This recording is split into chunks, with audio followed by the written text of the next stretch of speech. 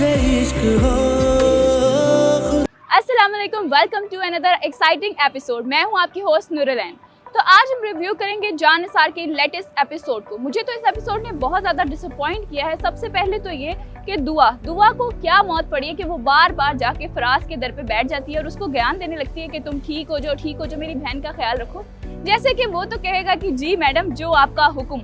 जब पता है कि शुरू से ही वो अजाब रहा है तो अब वो कैसे ठीक होगा। अब ऐसी सिचुएशन में दुआ को ये करना चाहिए था, या तो वो सबको बता देती कि ये वही इंसान नुमा जानवर है जिसने मुझे किडनैप करवाया और मैं इस हाल में पहुंची थी, या तो फिर इसको मुकम्मल ही चुप साध लेनी चाहिए थी। अब इसका बार बार आना, और जबकि पिछली एपिसोड में इसको हमारे नुशैरमा ने मना भी किया है कि मुझे वो लड़का कुछ ठीक नहीं लगा, तुम उसके पास जाना छोड़ दो, उससे बात करना छोड़ दो।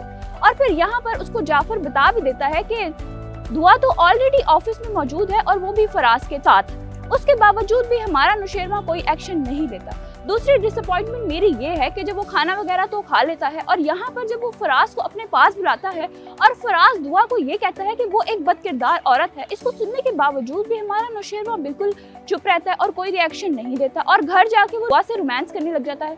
ये तो बड़ा ही इनप्रेडिक्टेबल है। हमारी पाकिस्तानी सोसाइटी के मर्द जितने भी अच्छे और बुर्दबार हो जाए, लेकिन ये तो एक्सट्रीम लेवल पे चला गया ड्रामा। तीसरी डिसअपॉइंटमेंट मुझे इस ड्रामे से और इसके एपिसोड से ये है कि ये दुआ को क्या मौत पड़ी थी कि फराज से जाके मिल रही है और उसको दोबारा से अपना ज्ञान दे रही है, वो भी हमारे नुशैरमा की गैर मौजूदगी में।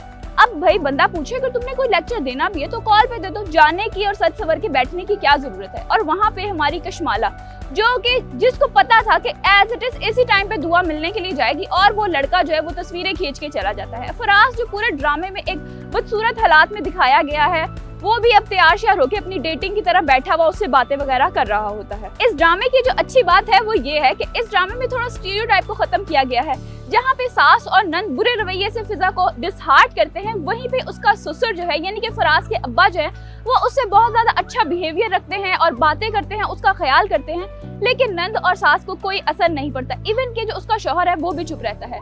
माना कि लड़कियों को अपना घर बसाने के लिए बहुत से कॉम्प्रोमाइज करने पड़ते हैं, मगर इतना भी नहीं होना चाहिए कि एक सेल्फिश शौहर के लिए पढ़े लिखे होने के बावजूद भी हर चीज को कॉम्प्रोमाइज कर दिया जाए और उसको किसी रिश्तेदार से या अपने अम्मा अब्बा से डिस्कस ना करना एक बेवकूफी दिखाया गया है। अब मेरी प्रेडिक्शन नेक्स्ट एपिसोड को लेके यही है कि नुशैरमा पता लगवाएगा कि ये फराज का और दुआ का चक्कर क्या है, जिसमें पता चलेगा कि ये वही घटिया इंसान है जिसने उसको किडनैप करवाया था और कोठे पे पहुंचा दिया था। और इसके बाद वो उसकी खूब धुलाई करेगा और वहाँ पे हम सबको मिल जाएगा सुकून। मेरे ख्याल से नुशैरमा को चाहिए कि वो कशमाला को ब्लॉक कर दे और उससे बिल्कुल राब्ता खत्म कर दे। नुशैरमा जब फराज की खूब धुलाई करेगा तो मुझे लगता है कि उसके अब्बा भी उसको घर से निकाल देंगे और यहाँ पर आएगा ड्रामे में ट्विस्ट। या तो फराज बिल्कुल सुधर जाएगा या फिर वो अपने वैसे ही रिजिड रहेगा और रिटेलिएट करने की कोशिश करेगा। ये सब चीजें हैं जो ड्रामे को इंटरेस्टेड बना सकती हैं और मजीद ट्विस्ट ला सकती हैं। और मैंने कमेंट सेक्शन में पढ़ा है कि हमारे नुशैरमा को दोबारा मिसअंडरस्टैंड होने की जरूरत नहीं है, जबकि दुआ खुद ऐसी सिचुएशन क्रिएट कर रही है जिससे मिसअंडरस्टैंडिंग्स पैदा होंगी। आपको इस ड्रामे में सबसे इंटरेस्टिंग पार्ट कौन सा लगा, हमें कमेंट सेक्शन में जरूर बताएं। मिलते हैं एक नई एपिसोड के साथ।